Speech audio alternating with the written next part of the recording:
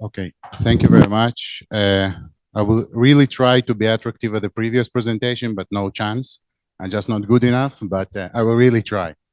So thank you for being here. Thank you for the organization committee to inviting us. My name is Uri from Alpha Cleantech, and I want to present our new solution for non-glyphosate treatment for non-glyphosate vegetation control.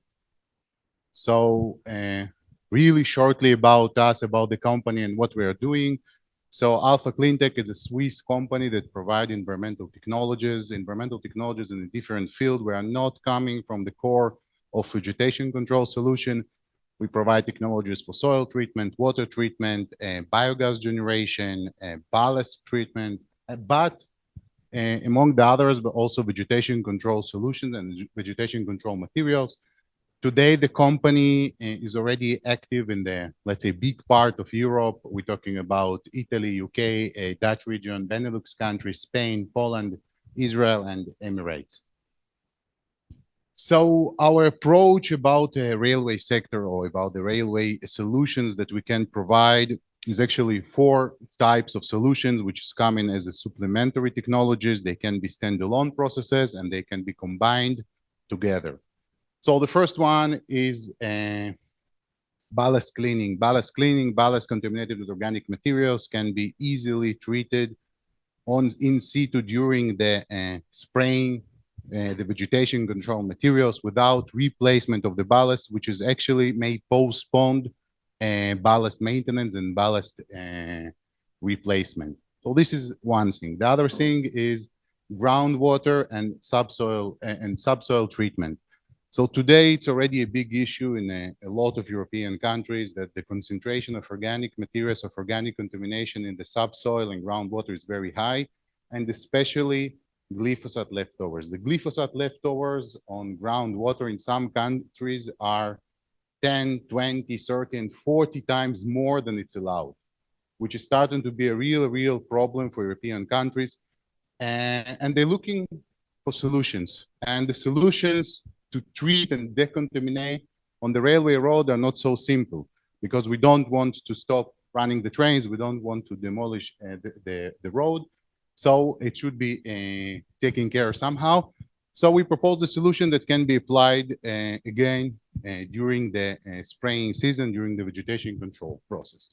And the last solution, and this will be the main one that I will talk today, is vegetation control is a non-glyphosate material that we develop that can actually kill all the weeds around the road and also may have an impact on the glyphosate-resistant plants. So I will not spend too much time why the railway road should be clean. You all knew it better than me. It should be clean, okay? It's a regulation, it's a safety reasons. So this one is amazing situation. But it's amazing situation mainly for the companies that doing vegetation control, yeah, not for the authorities. So if you want to have a business, this one is amazing situation, but all of them want to be here, so it should be treated and clean. So the regulation, I will also skip this one or make it very fast. I took the Swiss regulation, but it's pretty similar in all of the countries or in all of the European countries. There is different treatment zones, different treatment regulations, which kind of weeds can be where, and there is a protected areas, unprotected areas, and so on. So I'll not spend so much time on it, but just the idea is that there is different types of solutions that can be applied on a different ranges, on different distances from the railway road and different under different classification and different requirements. So also the solution, it is well-known solution, glyphosate-based materials are amazing, worked for decades, doing everything, killing everything, but, and here's the but is coming, and I think a previous presentation described it a little bit, there is always but, especially in the regulation aspect. So it was discovered, first of all, that those materials is actually polluting soil and groundwater because of the concentration starting to be very high. This is first one. The second one is the health impact. So I know that there is a big argue, especially in rooms like this, if it's really making cancer or not, if it's really making Parkinson's diseases or not. Depends who you're asking, but at the end of the day, it was decided that there is a proved health impact. And the last but not least, and this one maybe not very crucial in European countries, but very, very crucial in Latin America, resistance. Glyphosate, we use it so long, so that a lot of plants started to be resistant. You can find it near the railway roads, some species that untreatable, yeah, you can put 20 liters of glyphosate on one plant and the plant will say, thanks, give me more. Nothing will happen. But this is the small problem. The big problem starts in Latin America. In Latin America, you can define dozens of species which is already resistant. The bad one that no one wants, that's resistant and untreatable, and it's actually impacting the agriculture and the efficiency of the agriculture feeds. So in the European countries, it was decided to stop use or stop use glyphosate-based materials and change to something more proper and more better better. So there is different types of alternatives. There is a chemical materials like pelargonic acid, which is the rising star, let's say. Yeah, all the countries, I'm pretty sure that each one of you tried pelargonic acid, not to drink it definitely, but to treat weed with it, and have his own opinion how good it is or how bad it is or how amazing it is, depends who you're asking. There is this kind of biological materials, there is a mechanical treatment, which is in some countries very, very popular, but this is not only a question of money, it's also an operational question and also an operation of how the road look like. For instance, in Netherlands, you have a lot of space near the road where people can walk even when the trains are operating and treated. So it's easier. But this is the situation in Netherlands. This is not the situation in Germany, or definitely not the situation in France or in Austria. It's not so easy to treat when the trains are moving, or let's say even not always possible. There is some kind of electrothermal processes, and there is amazing new solution, which is again Rising Star, thermal processes. There is a couple of companies that provide those processes. It's using of hot water, using of steam, all this amazing solution that I don't know how those guys agreed to do it, yeah, but they're actually moving with a real fire and actually burn everything. Indeed efficient, no doubt, yeah, but I don't know who want to do it, okay, and for how long, because, and also it's still not very clear the damage to the infrastructure, the damage for the railway infrastructure for such kind of aggressive solution. Let's say the designers of the railway road never thought that somebody will come with a real fire and burn it, okay? So it's also a big question, the real impact. So this slide, I was sure that this one will be the most problematic one in my presentation because it's showing prices. So I would say all the numbers that you can see here are based on the open data in Google. I collected in Google. It's not based on what are you doing. It's not based on your knowledge. It's not based on your know-hows. I'm sure that each one of you treating cheaper, faster, with less volume, okay? But this is the official numbers that you can find in Google. Each one of you can find in Google. I took it from those companies, which is kind of summarizing the spraying solutions, 3 types of spraying solutions, somebody that's moving with a backpack, trains, and trucks. As you can see, there is a difference in price. There is a difference of how fast it can move. There is a difference on the volumes. There is a difference of maintenance. Yeah. So here we come. So what is our solution doing? Our solution is a non-selective contact herbicide-like material or total weed killer, meaning everything that our material is touching should die, okay? And that's why we call it total weed killer. Now, our material has a physical mode of action, meaning we are not clever like herbicide guy, like a glyphosate guys, okay? That was really clever. They developed a material which is blocking oxygen to the plant. The plants non-happy because they cannot breathe and they die, okay? Our materials is not so clever. Our material have a physical mode of action. I will explain in 2 seconds how it's working, but it's advantage and disadvantage. So the idea is that our materials actually dehydrate the plant. We something touching the plant penetrate to the plant and starting to drink, to absorb all the water from the plant till the plant start to be dead and die. The technology is patented and granted already in European countries, all the European countries, actually US and Latin America, and we have SDSs in all the languages. So this is the real pictures, yeah. This is the real pictures of how sad the plant can be when when the plant meeting our material. That was a pretty big one, almost big as me, and it was dead and sad after meeting of our material. So how it's working, as I said, we spraying liquid. This liquid contain a concentration of, let's say, salts on inorganic material. It will be proper name of it. Those inorganic materials penetrate to the plant, drink all the water from the plant. It's starting from the periphery of the plant and going down to the roots. So it depends how much water you have on the plant, and depends how deep the roots are, and depends how available groundwater are. That will impact how, and also depends how hot is outside. That will impact on the how fast the plant will die. So some laboratory results you can see here, some happy grass and treated grass. Again, happy grass and treated grass. By the way, those effects are very fast and very immediate. You can see it between 6 to 12 hours after application. In some cases, if it's very concentrated, even 2-3 hours after application, you immediately can see the effect and the impact. Some impact on the, and this one is the agriculture test in Latin America. So you can see the untreated area, happy and green, treated area, less happy and less green. And we also measure the impact on the soil. And in the agriculture, soil is a little bit less important than on the, on the railway soil.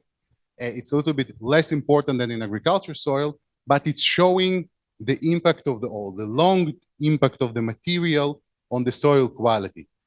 And the conclusion here, as you can see, we are not changing significantly, not the ion balance inside of the soil. This is the positive ion that's actually impacting the soil, not the organic content on the soil, and not the pH of the soil, meaning we are not destroying the soil. The soil is not worse after our application. It's in the worst case the same, okay? So if the soil was dead, he's still dead. If the soil was amazing, he stays amazing. Now, this is amazing test, and this is actually the only option that I had in my life to be really small. I'm sitting in this car, yeah, and squeezed myself to this small car. So this is a field test, agriculture field test, 20 hectares. You can see untreated area, treated area with our material, and you can see treatment with Roundup material. So I think this is a nice picture because you can see that after our material, everything is yellow and not really happy. Now, we did several tests with glyphosate-resistant plants. There is no chance that I can pronounce even half of those names. Part of them are Latinic names, part of them are local names, like the first one, it's a horsetail, or the German name that there is no chance that I can pronounce ever in my life. And so this is the control. This is the material that was treated with Dominator Ultra. It's a Roundup-based material. Oh, sorry, not Roundup. It's a glyphosate-based material. And the last one is our material. So you can see happy plant, semi-happy plant, non-happy plant. Okay? So that's the idea. Now, to be honest, to do a test on glyphosate-resistant plants is the hardest part of what are we doing, because you cannot buy it, you cannot find it. You need to know someone who knows where there is area with those plants, and you can treat it there. So remember this point, looking for partners who can show us those magic places where we can play with our material, because it's not so easy to do it on the lab test.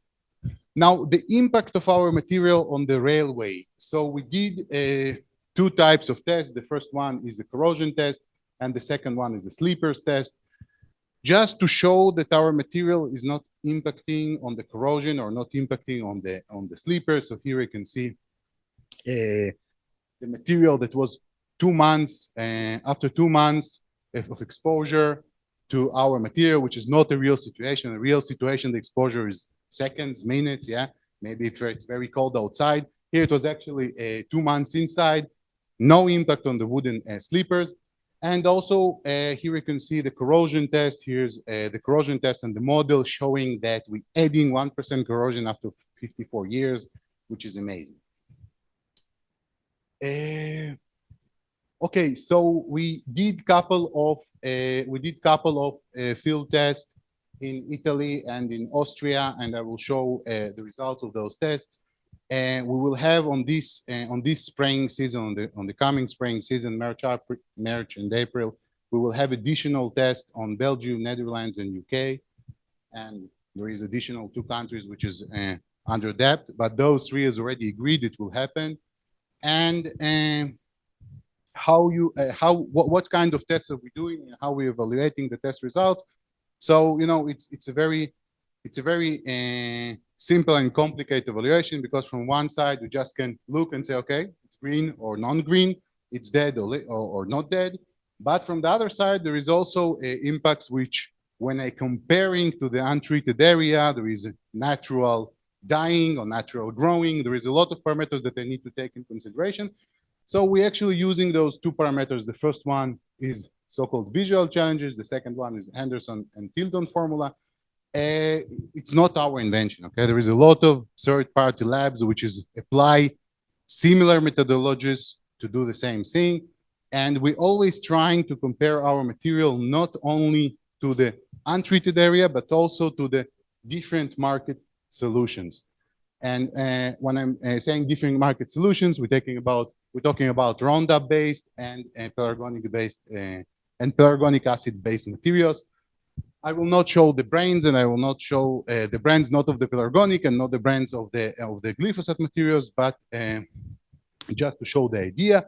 So we use, when we're doing our own test, we use such kind of device, simple and stupid device that allowed high efficiency. Why? Because the area is known, so it's really easy to measure the density of the plant. Once you know, each square area is known, so it's really easy to measure after a couple of days, after a couple of weeks, the density of the weed.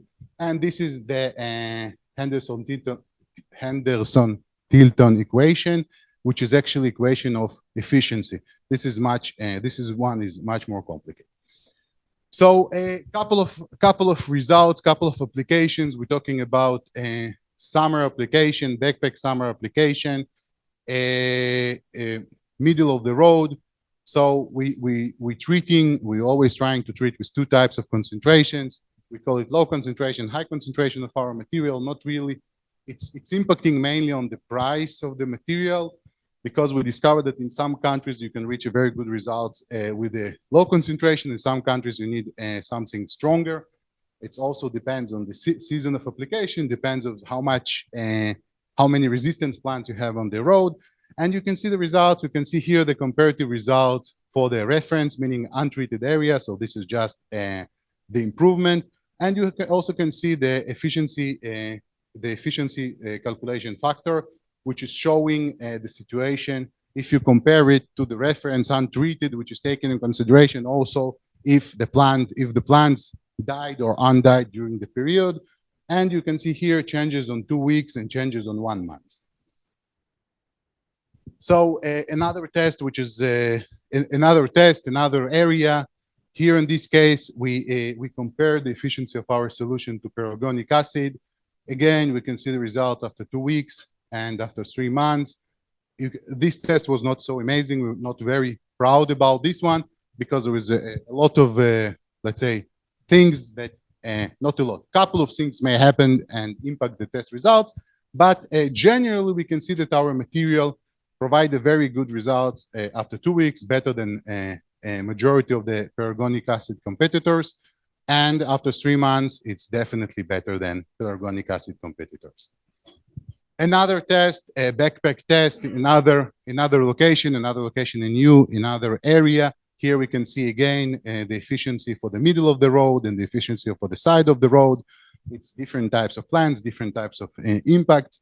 Also, you can see here the immediate so-called visual factor and the efficiency factor, which is calculated after 1 week, after 1 month. So this is in the middle of the road, this is side of the road. So you can see that generally the material is efficient and doing what is expected to do. Another pilot area, you can see this is amazing road, yeah? Unbelievable, but the train's actually moving there, yeah? It's not a dead place. They actually use this road for trains. And here you can see same location after treatment, sad and not really happy. Additional field pilot test that we did with the spraying truck already spraying a lot of material. And here you can see our material, and you can see change on 1 week and change on 1 month. So comparing to glyphosate based and perogonic acid based material, so you can see that generally our material showing better results than the glyphosate and then the perogonic acid. Additional field test, different. The previous one was in summer, this one was in spring, different location. Again, comparing to pelargonic acid. By the way, I'm always calling it pelargonic 1, 2, 3. That doesn't mean it's the same 1, 2, 3. Okay, I just don't want to put the names of the brands. It's not important. We just want to show. I don't want to talk about others. I want to talk about myself. Yeah. So it's different. 3 different brands of pelargonic acid. They actually different from different suppliers from the different countries. So here you can see, not like in the previous one. Here it's much more clear that the efficiency was higher after 1 month and after 3 months. And let's move. And here again we can see a backpack test before, after, also different location, different plant. Here it's maybe a little bit visual. You can see the plants are non-happy, the plants are happy before. So we did our job. So to summarize everything, I don't have enough time. So to summarize everything, generally we can say that our material is efficient. It's doing what is expected to do. It's more efficient than glyphosate-based material. It seems like a more efficient than a pelargonic acid-based material. We don't have the disadvantages of pelargonic acid. Our material is not impacting the spraying trains or the spraying equipment. We don't have odor and smell. The efficient is the treatments is faster, cost effective, and let's move on. So if I want to compare, if I want to make comparing to different technologies, when I will compare to the pelargonic acid and thermal processes, and again, there is always materials or there is always specific technology which may be better, but when I'm doing it as an average comparing, we have the following situation. The pelargonic acid, they was lucky, they listed herbicide, so you're allowed to use it. Thermal processes, as far as I know, there is still no countries where it's totally approved. It's still under approvement, testing, and so on. If somebody knows something else, I'm here to hear. Our material, we started the regulation process. We're already running pilots. We're running pilots for dozens and hundreds of kilometers already. The last one, our last pilot was 200 kilometers. So it's already a big scale pilot approved by the authorities. So we're in a good situation. From the capex perspective, pelargonic acid, there is no significant addition to capex, except the maintenance of the equipment, which is actually additional costs. Thermal processes, so you just need the new systems. OPEX, again, pelargonic acid is high comparing to our solution. So far, based on what we know, based on what we did, based on what we see, there is an advantage of we should be cheaper between 2 to 4 times to the competitors of pelargonic acid. Definitely depends on the brand, depends on the country, depends on the applying quantities. Like always in this life, nothing is black and white, everything is gray, but that's why we're showing the range, but generally we're definitely cheaper than them. Our material is available. We have a supplying agreements in a couple of countries, so it's already available in Italy. It's already available in France, UK, Dutch region, Benelux countries, and so on. As I said, we have no impact on in the equipment. The material is relatively safe to the humans. Why it's relatively safe? Okay, I will finish. No need to kill me. I will finish. Promise. I need additional 10 seconds. So it's relatively safe. As I said, it's a chemical. It's not a vitamins. Okay, it's pretty much similar to the pelargonic acid, with the main advantage that we don't have any odor. Pelargonic acid have an amazing and terrible smell, and our material has no smell. And we prove the safety for the railway road to the parameters that we checked. So what we're looking for, like always, like a new technology, we're looking for new partners, new applications, new pilots, new full scales. And we're really, really looking for partners with which we can treat the so-called problematic or resistant plants, because I have a long list of something like 40 different resistant plants in Europe that should be treated. And we want to find those places, treat those plants, and show how amazing we are. Okay, so if someone have such a problematic plants, we will be more than happy to come and to see our abilities. And that's all. Okay, that's me. That's us. If you have any questions, I'll be more than happy to answer.